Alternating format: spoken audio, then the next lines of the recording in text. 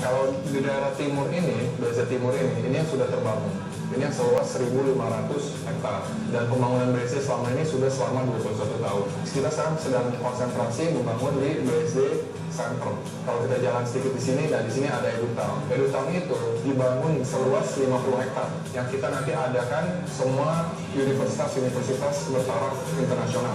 Jadi apa goalnya, tujuan membangun EduTown ini? Tujuannya itu untuk menyiapkan SDM bertaraf internasional, SDM bermutu nanti untuk compete di dunia bekerja yang akan datang. Ini pertama kali yang ada di Indonesia. Dan semuanya bisa menggunakan fasilitas yang akan disediakan seperti public library, di situ mungkin nanti ada park, dormitory, bisa bilang, dan ada lokasi umum lainnya. Itu objektif nomor satunya. Karena BSD City sendiri peduli dengan pendidikan untuk memajukan bangsa Indonesia. Kalau green konsepnya itu, di sini kita mau mendapatkan certified dari Green Council-nya Singapura. Gitu. Cara akses pun kita sangat baik gitu. Kalau kita lihat, kita bisa aksesnya dari dua arah. Satu dari Tol Bintaro, satu dari Kebonjeruk. Kita juga ada shuttle bus yang menjemput di depan German Center, akan mengantarkan langsung ke EduTown-nya sendiri. Selain itu juga, kita ada feeder busway. Mengapa Anda bisa meyakinkan bahwa EduTown itu maksimal ketika Anda berada di BSD City? Kita juga mau memberikan sumbangan atau memberikan masukan ke negara. Selain membangun BSD City, kita juga mesti provide satu education district untuk mensupply kebutuhan education yang berkualitas. Itu yang kita yakin akan suksesnya dengan adanya EduTown. Oke, mari kita mungkin supaya lebih jelasnya lagi, kita langsung lihat aja nanti kita ke lapangannya.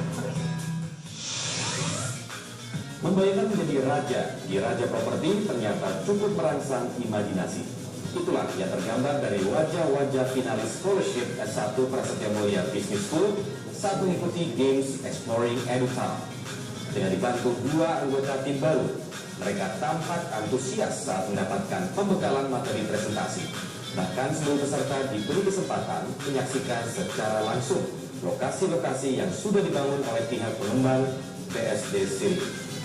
Kini seluruh peserta harus menuntaskan games dan menyiapkan presentasi serta mempresentasikannya di hadapan Dewan Juri. Dari sinilah satu peserta yang harus tersingkir akan terjadi. Siapa dia? Kita akan menyaksikannya sejenak lagi. Timotius Stefanus. 5 menit menjadi sangat berharga. Coba tanyakan soal waktu yang 5 menit itu kepada Timotius Stefanus. Maka laki-laki kelahiran 18 Mei 1992 ini akan memaparkannya panjang lebar. Dengan pengalaman salah mengerti soal waktu yang hanya 5 menit, sebuah mimpi besarnya harus tanggal. Padahal segudang prestasi telah disandarnya, mulai tingkat sekolah hingga tingkat nasional. Maka bagi finalis scholarship S1 Prasetya Mulia Business School harus benar-benar memperhitungkan agar tidak lagi bekerja untuk uang, tetapi uang yang bekerja untuknya. Yang jelas, kini persaingan akan semakin seru. Siapa pemenangnya? Mari kita saksikan bersama. Dan waktunya kita menyaksikan presentasi di Team Challenge yang judulnya adalah Exploring EduTown. Salah satu dari kalian dengan nilai terendah akan langsung gugur.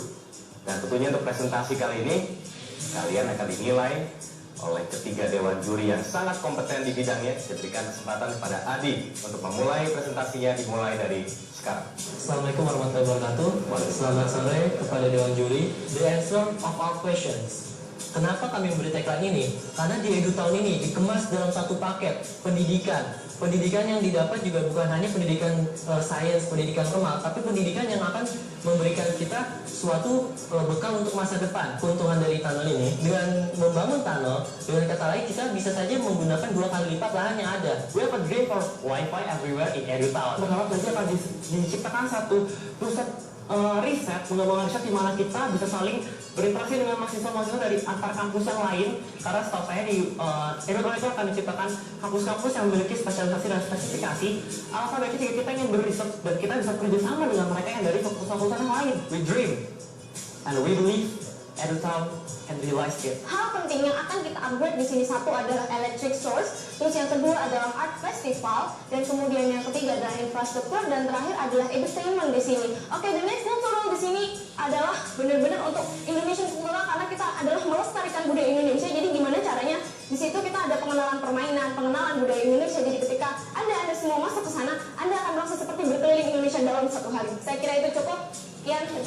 begitu saya persilakan untuk Bapak Dewan Juri. Saya lihat dari Aldi yang saya agak surprise ini tunnel tadi, di tunnel tadi. Saya nggak sebagai tikus tanah gitu ya, tikus tanah di bawah gitu. Anda berangkat udah membayangkan future kita nanti di dalam tanah hidupnya gitu kan, karena di luar udaranya udah kurang segar, malah di BSD itu paling segar udaranya.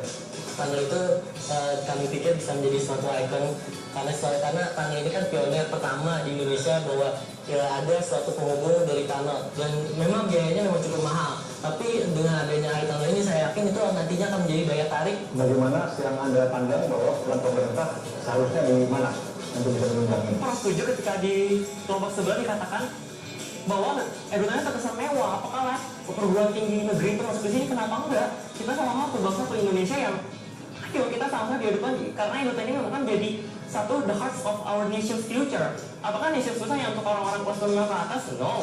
Di sini menjadi jago untuk Indonesia itu untuk semua golongan masyarakat Indonesia. Bahwa di luar negeri pemerintah begitu mendukung jalannya satu pendidikan.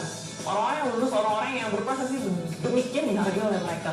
Namun kami sempat ironi apa sih, berevaluasi diri apa yang membuat kami yang telah lulus dari sekolah-sekolah tinggi negeri, sekolah-sekolah tinggi terbaik di Indonesia, mengapa kami kerja di luar? Kenapa kami tidak bekerja di Indonesia?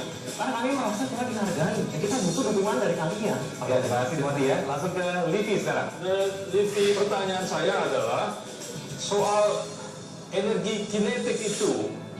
Saya rasa ini penting sekali. Apakah Anda membayangkan ini di semua jalan di BSD atau hanya di tempat tertentu di dalam Edutang? Saya sudah melihat official map dari BSD City, jadi kan saya sudah lihat bahwa tempat untuk water recycle itu dia ada di sudut kota, Pak.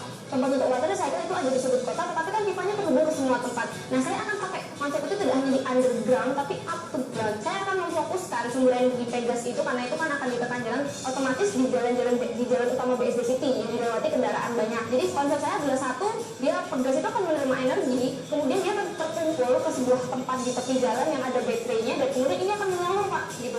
Saya kira itu cukup. Oke, ini singkat saja. Saya berikan kesempatan kepada masing-masing tim untuk saling mendebat satu sama lain. Timothy terlebih dahulu dan juga Livi untuk mendebat presentasi Adi. Apakah menjadikan ikon itu harus mahal? Sedangkan Edutang ini kan 50 hektar, masih banyak lahan yang luas.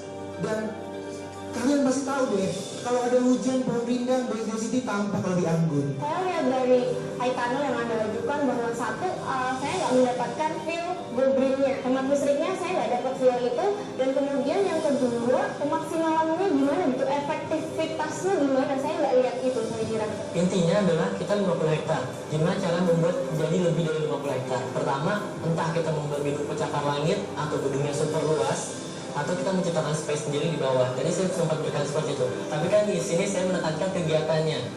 Kita memang bisa memakai payung, tapi kan kita memprioritaskan kenyamanan. Oke ya, waktu sudah habis. Sekarang presentasi dari Timothy. Yang saya lihat adalah ketika tadi presentasinya, rata-rata itu adalah fasilitas atau semua kegiatan atau perencanaan yang pihak BSD City sudah buat.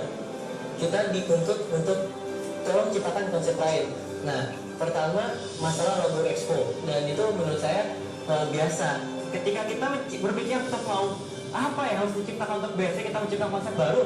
Saya rasa untuk dilakukan oleh seorang calon mahasiswa seperti kami itu salah satu hal yang sulit, karena secara ya yang bikin konsep Edutang itu orang-orang yang udah expert. Labor expert itu suatu hal yang biasa karena universitas sudah ada. Itu sebenarnya labor expert ini adalah sebuah pasar tenaga kerja. Oke, sorry. Ini saya kasih kesempatan ke kelompok yang satu lagi ya. Terima kasih. Silakan. Tadi disebutin tentang booking kerja. Kayaknya booking kerja itu nggak mungkin sesederhana kayak nge-booking hotel gitu ya. Kalau misalnya dengan adanya Labor Expo, yang kita tahu gitu di Edutang ini teh universitas-universitas yang ada itu udah yang hampir the best gitu di bidang-bidangnya gitu.